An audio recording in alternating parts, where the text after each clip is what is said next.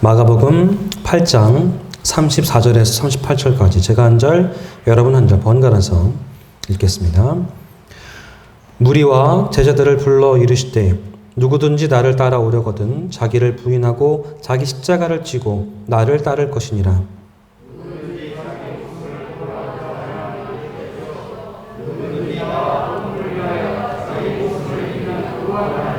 사람이 만일 온 천하를 얻고도 자기 목숨을 잃으면 무엇이 유익하리요? 38절 함께 봅니다. 누구든지 이 음란하고 죄 많은 세대에서 나와 내 말을 부끄러워하면 인자도 아버지의 영광으로 거룩한 천사들과 함께 올 때에 그 사람을 부끄러워하리라. 아멘. 오늘 말씀의 제목은 하나님이 주신 목숨이란 제목입니다. 오늘 35절 말씀. 누구든지 자기 목숨을 구원하고자 하면 잃을 것이요 누구든지 나와 복음을 위해서 자기 목숨을 잃으면 구원하리라 라는 말씀입니다. 예수님의 말씀이죠. 이 말씀에서 우리 한 사람 한 사람의 목숨이 얼마나 귀한지, 얼마나 무거운 것인지 또 우리 마음속에 전해져서 울려져 옵니다. 그리고 우리가 이 목숨을 정말 기쁨으로 살아가야 하고 또 살아가야 한다고 들려옵니다. 주님께서 목숨에 대해서 말씀하셨는데 여기서 나오는 목숨이라는 이 단어는요, 한국말도 그렇지만 성경 원어로도 숨이라는 뜻이 담겨져 있습니다. 숨과 목숨은 끊을 내야 끊을 수가 없는 것이죠. 하나님의 숨은 영이고 생명입니다. 한국어 성경에는 특별히 생기라고도 번역이 되어 있습니다. 따라서 사람은 하나님의 숨, 생기, 입김으로 사는 사람이 되어야 한다고 성경은 가르쳐 줍니다. 예를 들어 보면 창세기 2장 7절 말씀에 여호와 하나님이 땅의 흙으로 사람을 지으시고 생기를 그 코에 불어넣으시니 사람이 생명이 되니라 라고 되어 있고요. 또 에스겔이 마른 뼈 가득한 골짜기에서 이렇게 예언하지요. 주 여호와께서 이 뼈들에게 이같이 말씀하시기를 내가 생기를 너희에게 들어가게 하리니 너희가 살아나리라. 에스겔 37장 말씀입니다. 이렇게 사람은 하나님의 생기로, 숨으로, 목에 숨이 없는 사람이 곧 목숨 있는 사람이 되는 거예요. 하나님의 생기로, 하나님의 숨으로 말입니다. 입김으로. 하나님의 숨 없이, 하나님의 영 없이 사람에게 목숨이 없다라는 것이 성경의 가르침인 것입니다. 그러면 하나님의 숨으로 살려진 사람들을 누가 구할 수 있는 사람이 되겠습니까? 바로 창조주 하나님밖에 없습니다. 그래서 하나님이 이렇게 말씀하시는 거예요. 하나님을 무시하고 자기 힘으로 자기 목숨을 구원하고자 하면 잃을 것이다 라고 예수님께서 말씀하신 것이 아니었을까 생각을 해봅니다. 하지만 예수님께서는 이렇게도 말씀하셨습니다. 36절, 37절에 사람이 만일 온 천하를 얻고도 자기 목숨을 잃으면 무엇이 유익하리요? 사람이 무엇을 주고 자기 목숨과 바꾸겠느냐? 예수님께서 여러분의 목숨하고 온 천하를 저울질해보라고 말씀하신 거예요. 어떤 것이 더 유익한가? 온 천하를 얻은 것 대신에 목숨을 잃는 것이 정말로 유익한 일이 될 수 있겠느냐? 그럴 리 없을 것이다 라고 예수님께서 물어보신 거예요. 예수님께서 여러분 목숨의 손익을 계산해보라고 물으신 것입니다. 그것은 당신의 목숨, 나의 목숨의 대가는 무엇에 비교할 수 있을까? 여러분의 목숨의 대가는 무엇에 비교할 수 있을까? 라고 물어보시는 거예요. 여러분의 목숨의 대가는 무엇입니까? 목숨은 돈으로 해결할 수가 없습니다. 모든 것을 다 준다고 해도 자기 목숨의 대가로 삼을 수는 없습니다. 그만큼 목숨은 무거운 것입니다. 잃어버린 목숨은 결코 찾을 수가 없기 때문이죠. 그럼에도 불구하고 지금 이 세상에는 이 목숨을 너무나도 가볍게 여깁니다. 전쟁이 일어나고 분쟁이 일어나고 살인 사건들이 일어납니다. 남을 죽이는 일뿐만 아니라 자기 자신의 목숨조차도 소홀하게 여기는 그런 일들이 너무나 쉽게 발생하고 있습니다. 지금 이 순간에도 그런 일들이 벌어지고 있을지도 모릅니다. 하지만 우리는 이런 세상의 현실에 눈을 돌리지 말고 진지하게 물어봐야 합니다. 내 목숨의 대가는 무엇인가? 여러분들의 목숨의 대가는 무엇인가? 그것은 하나님의 아들의 목숨입니다. 여러분의 목숨의 대가가 예수님의 목숨이래요. 온 세계와도 바꿀 수가 없습니다. 비교할 수가 없습니다. 왜냐하면 이 온 천하는 하나님께서 아들을 통해서 창조하셨기 때문입니다. 히브리서 1장 2절 말씀이 이렇게 되어 있어요. 이 아들을 만유의 상속자로 세우시고 또 그로 말미암아 모든 세계를 지으셨느니라. 골로새서 1장 16절에도 바울은 이렇게 기록합니다. 만물이 그에게서, 그러니까 그 아들을 말하는 거예요. 만물이 그에게서 창조되되 하늘과 땅에서 보이는 것들과 보이지 않는 것들과 혹은 왕권들이나 주권들이나 통치자들이나 권세들이나 만물이 다 그로 말미암았고 그를 위해서 창조되었고, 이런 식으로 온 세계 만물이 하나님의 아들로 말미암았고 또 아들을 위해서 창조된 것으로 성경에는 기록이 되어 있습니다. 그리고 놀랍게도 이 세계를 창조하신 분이 자기 목숨을 가지고 우리 목숨의 대가로 삼으셨다라고 성경이 증거하고 있는 것입니다. 남의 일 아닙니다. 남의 일 아니고요. 여러분 목숨의 대가가 성자 하나님, 예수님이라는 거예요. 엉터리 같은 이야기죠. 하지만 예수님께서 뭐 때문에 하늘에서 이 땅에 오셨는가, 그것을 들을 때에 이 엉터리와 같은 일들이 벌써 이루어졌다는 것을 알게 됩니다. 예수님의 십자가의 죽으심, 그 사건을 지금 다시 한번 상기해 볼 때, 생각해 볼 때에 우리는 알게 돼요. 예수님께서 이 땅에 오신 것은 자신의 죽음으로 말미암아서 이 세상을 구원하게 하시기 위해서였다는 것. 죄를 짓지 않고는 살아갈 수 없는 우리를 위해서, 그런 우리를 구하기 위해서 오셨다라는 것을 알게 됩니다. 그리고 하나님은 문자 그대로, 말 그대로 죽을 만큼 우리를 사랑해 주셨다라는 거죠. 주님께서는 십자가 위에서 힘없이 죽는 방법으로 잃어버릴 수밖에 없었던 우리의 목숨을 다시 사주신 거예요. 공짜가 아니었습니다. 십자가 위에서 피를 대가로, 온 천하를 창조하신 분의 목숨의 대가로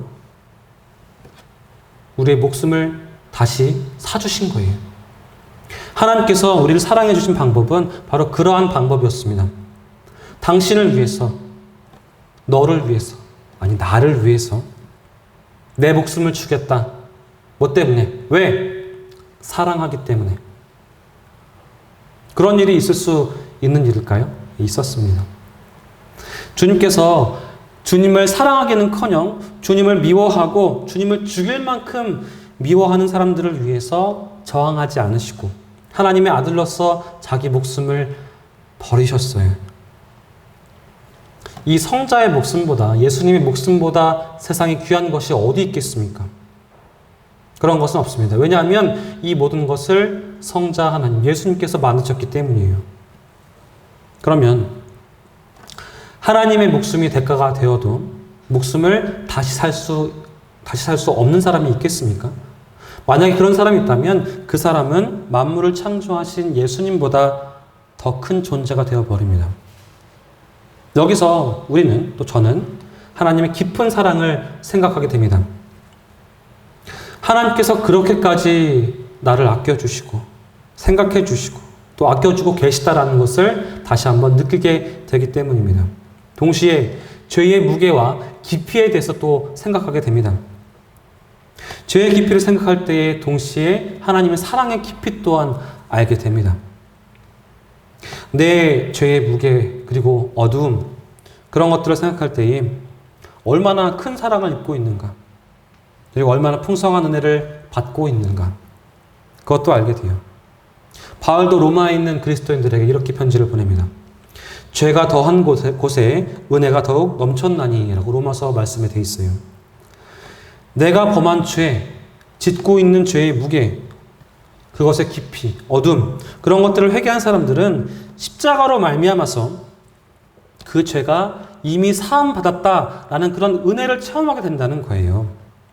죄에 있는 곳에 은혜가 있다.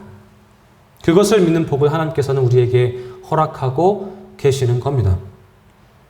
그런데 어쩌면 내 목숨을 구원받는 데 있어서 어느 정도는 내가 스스로 조금 공헌하고 싶다 뭔가를 해야 하지 않을까? 뭐 그런 생각이 날 수도 있습니다. 뭔가 죄를 지었을 때, 양심의 가책을 받는 그런 생활을 하고 있을 때에 끊고 싶다고 말하면서, 원하면서 계속 끊을 수 없는 죄가 있을 때에 이런 죄스러운 내가, 이 죄 많은 내가 구원받기 위해서는 뭔가를 해야 하지 않을까? 속죄를 위한 선행을 해야 하지 않을까? 그렇게 생각하실 수가 있습니다. 그렇게 생각하는 것은 우리 인간들의 상식으로 볼 때에 어쩌면 당연한 거예요. 다른 많은 종교들이 구원을 위해서 인간적인 노력이나 선행을 강조하는 것을 보면 분명합니다. 하지만 그것은 유혹입니다. 우리가 구원받기 위해서 하나님의 구원 역사만으로는 부족하다라고 생각하는 태도이기 때문에 그렇습니다. 예수님의 십자가, 그것만으로 부족하다라고 생각해서는 안 됩니다. 그런 마음이 어딘가에 숨어 있다면 그것은 버려야 하는 생각입니다. 그것은 내가 구원받은 이유를 내 능력이나 내 노력, 그런 것들을 조금 집어넣고 싶은 마음이 있기 때문에 그런 거예요. 내가 구원받은 이유에 내 노력, 내 능력을 조금 집어넣고 싶은 마음이 있기 때문에 그런 생각들이 나는 거예요. 이것은 우리 개신교가 철저하게 대항해온, 지양해온 생각입니다. 하지만 오해하지 마십시오. 선행의 의미가 없다라고 말한 게 아닙니다. 선행할 필요 없다 그렇게 말한 게 아니에요. 오히려 이름 없이 빚도 없이 구원받은 감사의 마음으로, 기쁜 마음으로 성의를 가지고 정성껏 선행하시기를 권면합니다. 문제는 속죄를 얼마만큼이라도 내가 할 수 있을까? 내가 할 수 있을 것이다. 뭐 그렇게 착각하는 문제를 말씀드리는 거예요. 예수님께서는 그러한 삶이 어떤 결과를 가져오는지에 대해서도 우리에게 말씀을 통해서 알려주십니다. 그런 식으로 자기를 구원하려고 한다면 자기 목숨을 잃을 것이라고 말씀하셨어요. 오늘 35절 말씀이죠. 누구든지 자기 목숨을 구원하고자 하면 잃을 것이요. 누구든지 나와 복음을 위해서 자기 목숨을 잃으면 구원하리라 라고 되어 있습니다. 우리가 향할 것은 주님을 위해서, 복음을 위해서 내 목숨을 잃는 것입니다. 나 자신을 위해서 살고 나 자신을 위해서 죽는 것이 아니라 오히려 살아도 주님을 위해서 살고 죽어도 주님을 위해서 죽는 것. 바울처럼 그것을 구하는 것입니다. 우리가 받은 소식은 참 기쁜 소식입니다. 복음이에요. 우리는 한 사람의 예외도 없이 이러한 부르심을 받고 있습니다. 여러분의 목숨의 대가로 하나님께서 그분의 목숨으로 되사주셨다. 구원에 대해서 학력도 경제력도 신체 능력도 그 외에 다른 어떤 능력도 상관이 없습니다. 이러한 복음을 들으셨다면 구원을 받기 위해서, 구원을 얻기 위해서 자기 노력이나 자기 능력에 의지하는 삶을 살아갈 필요가 없는 것입니다. 우리를 위해서 목숨 버려주신 예수님을 믿고 바라보면서 주님을 위해서, 주님을 따라서 살면 되는 거예요. 그리고 죽으면 되는 것입니다. 우리를 사랑해 주시고 우리를 따라오라고 또 우리를 위해서 죽어주신 예수님께서 이렇게 말씀하십니다. 34절 말씀에 누구든지 나를 따라오려거든 자기를 부인하고 자기 십자가를 지고 나를 따를 것이니라. 예수님께서 우리가 지어야 할 십자가를 지고 주님을 따를 것을 명령하십니다. 그런데 주의할 것은 여기서 자기 십자가를 지고 그랬어요. 내가 져야 하는 십자가는 주님이 진 그 십자가가 아닙니다. 내 십자가, 자기 십자가가 되는 거예요. 그러면 자기 십자가가 무엇이겠습니까? 그것은 어쩌면 우리 각자가 가지고 있는 고통이나 슬픔, 신체적인 장애, 앞으로 예상되는 고난, 어쩌면 고쳐지지 않는 질병일 수도 있습니다. 또 이루어지지 않은 연애의 기억이나 결혼의 실패일 수도 있습니다. 타고난 가정환경 혹은 가족의 누군가, 남편이나 아내, 아들, 딸, 자기 십자가가 될 수 있습니다. 또 경제적인 어려움, 직장에서 인간관계, 사업의 실패, 어쩌면 지우기 힘든 범죄의 기억일 수도 있어요. 하지만 단 한 가지 확실한 것이 있습니다. 그것은 우리에게 있어서 자기 십자가가 무엇이든지 간에 그리스도를 따를 때에 벌써 우리는 그 십자가, 자기 십자가를 지고 따라가고 있다는 거예요. 예수님을 따르지 않고서는 자기 십자가를 질 수가 없습니다. 왜냐하면 주님을 따를 때에 우리 옛 모습이 죽게 되기 때문이에요. 우리는 주님 앞에서 나 자신을 살리려고 하지 말고 주님 뒤에서 주님보다 앞서지 아니하고 주님을 따라서 자신을 버려야만 하는 것입니다. 그때 우리는 새로운 사람으로 살게 됩니다. 그리스도를 따라갈 때에 우리는 그리스도의 죽음과 함께 죽고 그리스도의 부활과 함께 부활하게 됩니다. 이 약속의 확실함을 교회 안에서 우리는 구체적으로 체험할 수가 있습니다. 교회 안에서 그리스도의 죽음과 부활에 참여를 하고 우리가 그리스도의 몸의 지체가 되는 그 현실을 되풀이해서 귀로 듣고 몸으로 확인하고 이 세상에서 걸어가는 거예요. 이런 걸음에서 가장 확실하게 자기 십자가를 지는 모습이 드러나게 되고 예수님을 따르는 모습이 나타나게 되는 것입니다. 혹시라도 여러분 가운데 이렇게 생각하시는 분들이 있을 수 있어요. 교회 가봤는데 뭐 별다를 게 없더라. 세상과 똑같더라. 다른 사람들과 똑같더라. 오히려 교회에서는 말로만 신앙생활에 대해서 이야기하지 똑같더라. 아니 더하더라. 교회가 세상보다 더 골치 아프더라. 더 많이 싸우고 더 많이 미워하고 더 많이 질투하고 또 그런 분들도 있어요. 교회에서 인간관계가 너무 힘들다. 봉사하기 힘들다. 피곤하다. 잠깐 교회하고 거리를 두었으면 좋겠다. 꼭 교회 안 다녀도 개인적으로 예수 믿으면 되는 거 아니야? 그런 분들이 있을 수가 있습니다. 하지만 교회를 떠나서 자기 십자가를 지는 것은 굉장히 힘든 일입니다. 제가 자주 인용하는 그런 예화이긴 한데요. 모닥불이 있는데 모닥불에서 장작을 빼서 휙 던져놨어요. 이 장작이 오래 갈까요? 금방 꺼집니다. 아무리 활활 타는 장작이라고 할지라도 혼자 있으면 금방 꺼져요. 마찬가지입니다. 아무리 뜨거운 믿음이 있다고 할지라도 나 잘났어. 나 혼자 할 수 있어. 혼자 나가는 순간 넘어질 수밖에 없어요. 약한 인간이기 때문에. 교회가 그리스도의 몸이기 때문에 교회가 지상에서 예수님과 가장 친하게 사귈 수 있는 곳이기 때문에 교회를 떠나서는 안 됩니다. 그렇기 때문에 우리는 교회 안에서 그리스도의 몸의 지체로서 자기 삶을 살아가야만 합니다. 그것이 바로 신비예요. 교회에서 교회를 통해서 하나님을 섬기고 인간을 섬기는 일, 헌신하는 일은 세상적인 가치로는 잴 수 없는 기쁨을 줍니다. 그런 것이 바로 신비라는 거예요. 신비에 참여하는 기쁨을 우리가 맛볼 수 있습니다. 교회에서 봉사하고 헌신할 때 말입니다. 우리는 교회에서 봉사합니다. 교회는 주님의 몸이죠. 그리스도의 몸을 통해 봉사를 합니다. 헌신이라고도 합니다. 헌신이란 말은 몸을 드린다라는 거예요. 모든 헌신의 기초는 바로 예배입니다.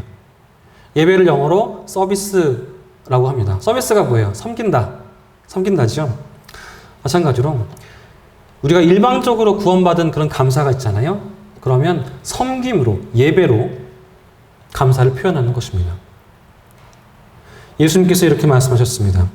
누구든지 나를 따라오려거든 자기를 부인하고 자기 십자가를 지고 나를 따라오라고.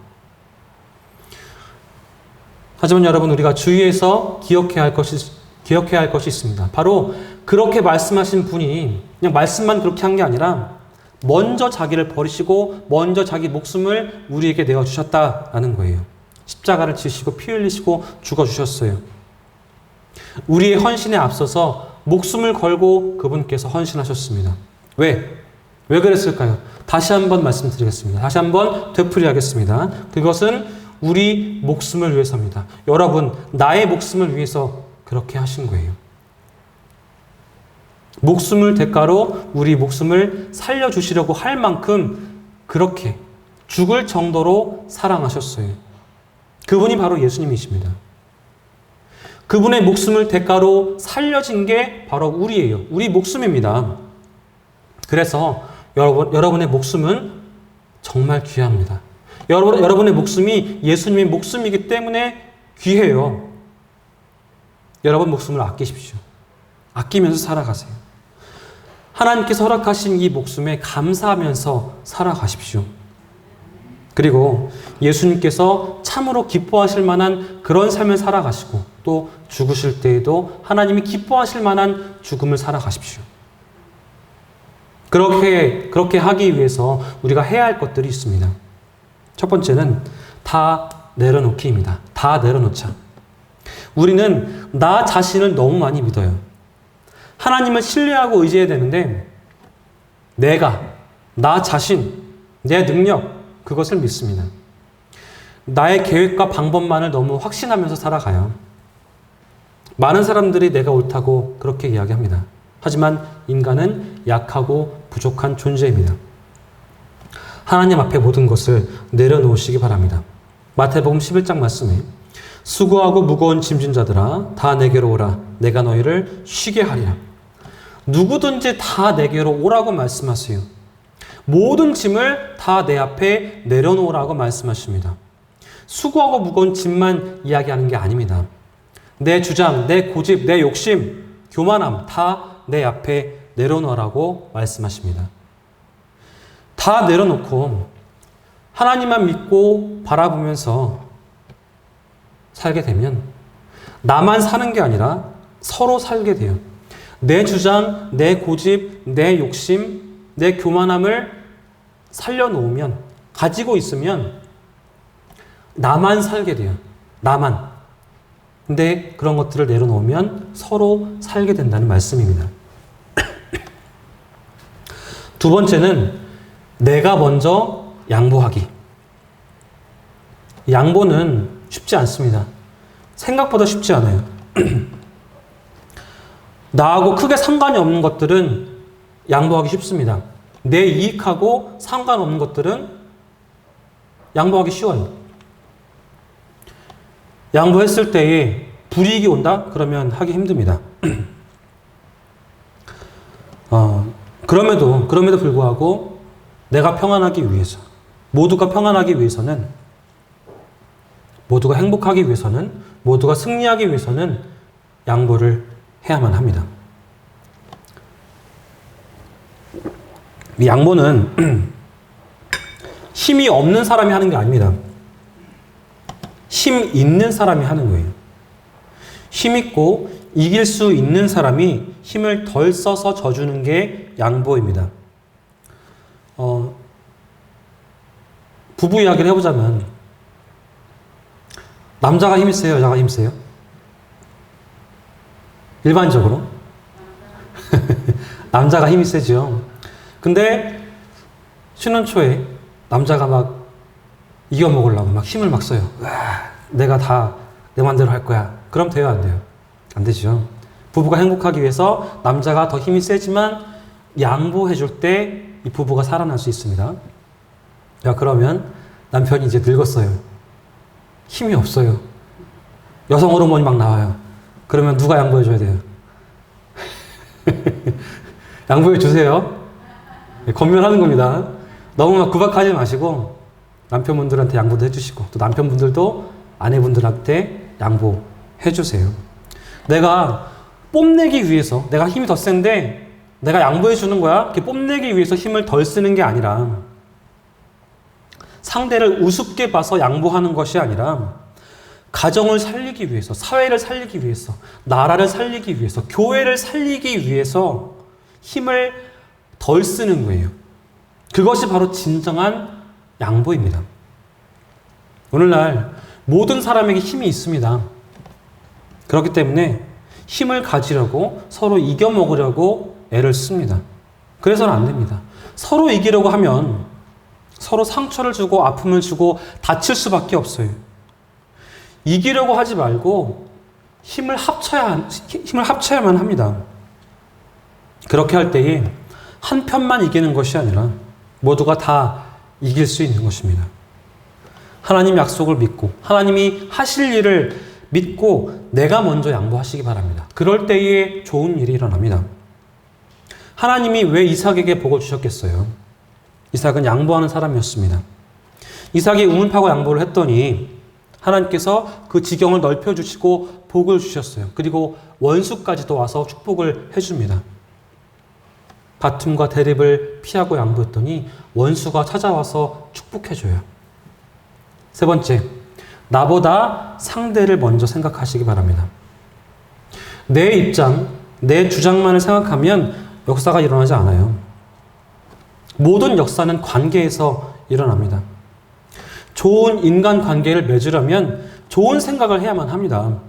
좋은 생각? 상대방을 먼저 생각하는 거예요. 아무리 좋은 비전을 품고 있다고 할지라도 남을 먼저 생각하지 않으면 그 비전은 죽은 비전입니다.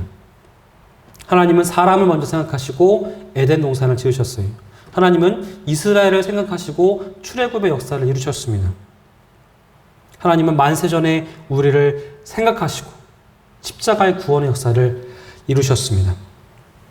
평화를 생각하면 평화의 역사가 일어나고 하늘의 일을 생각하면 하늘의 역사가 여러분에게 일어납니다. 생각을 잘 해야 돼요. 나보다 상대를 먼저 생각하는 것이 경청하는 것입니다. 수많은 오해와 다툼은 대화의 불통에 있어서 나타납니다. 뭘 말하려고 하는데 그러는 거예요. 됐어. 듣고 싶지 않아. 말하지 마. 이러면 어떻게 화해가 일어나고 사랑하는 마음이 생기겠어요? 잘 들어주기만 해도 하나가 될 수 있습니다. 가장 좋은 예가 사도 바울과 고린도 교회입니다. 이 약한 믿은 사람이 고기 먹는 것 때문에 시험에 든다면 나는 평생 영원히 고기 안 먹겠다 라고 바울이 말해요. 그 마음을, 그 말씀을 생각해 보시기 바랍니다. 우리는 상대가 실족하든 말든 생각하지 않습니다. 내 생각이 옳다고 여겨지면 귀를 닫아버려요. 상대방을 먼저 생각하는 것이 하나님의 생각입니다. 기독교인된 우리가 나보다 상대를 먼저 생각을 해야 하는 것입니다. 경청함으로써 소통하세요. 또 그러실 수 있습니다. 우리 남편이 내 말을 안 들어요. 먼저 좀 해줬으면 좋겠는데 우리 아내는 내 말을 끝까지 듣지 않아요. 그러면요, 사실 이 경청하고 양보하는 거는 성숙한 사람이 먼저 하게 되어 있습니다. 내 말 안 들어? 혼나봐. 이게 아니라 내가 더 성숙하니까 내가 더 기다려줄게. 이런 마음이 바로 양보하는 마음이고 경청하는 자세인 겁니다. 네 번째, 죽으면 다 산다. 우리는 죽으면 다 산다는 원리를 이미 알고 있습니다. 요한복음 12장 24절 같이 한번 읽어볼까요? 시작. 내가 진실로 진실로 너에게 이르노니 죽지 아니하면 한 알 그대로 있고 죽으면 이라. 아멘. 이 말씀에 모두가 다 아멘 하실 거예요. 근데 안타깝게도 알기는 아는데 그 죽음이 내 몫이 아니라고 생각을 합니다. 상대가 먼저 양보하기만을 기다려요. 다 나만 생각해 주기를 바랍니다. 우리는 스스로 돌아봐야만 합니다. 내가 지금 죽고 있는지 어쩔 수 없기 때문에 죽는 것이 아니라 자원해서 죽고 있는지 모두를 살리기 위해서 먼저 죽고 있는지 살펴보아야만 합니다.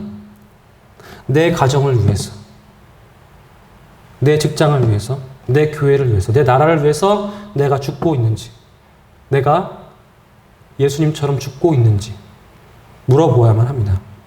십자가 신앙은, 기독교 신앙은 먼저 죽는 신앙이에요.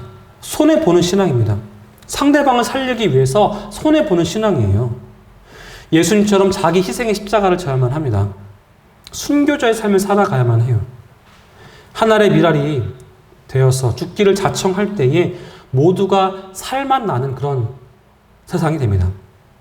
죽으면 살아야, 낮아지면 높아집니다. 손해보면 더 풍성하게 채워집니다. 이것이 바로 하나님의 법칙입니다. 하나님 나라의 원리예요. 여러분 모두가 내가 먼저 죽음으로써 내가 속해 있는 모든 곳을 살리는 그런 역사의 주인공 되시기를 주님의 이름으로 부탁드리겠습니다. 기도하겠습니다. 하나님 아버지 감사합니다. 우리에게 생명의 말씀 주시고 진리의 말씀 주시니 감사합니다. 지금 우리가 우리의 목숨의 귀중함에 대해서 생각해보고 또 묵상할 수 있도록 좀 도와주시옵소서. 동시에 내가 좋아하는 사람의 목숨뿐만 아니라 좋아하기 어려운 미워하는 그 사람의 목숨의 무게에도 진심으로 마음을 향하고 사랑의 마음을 전할 수 있도록 주님 인도하여 주시옵소서.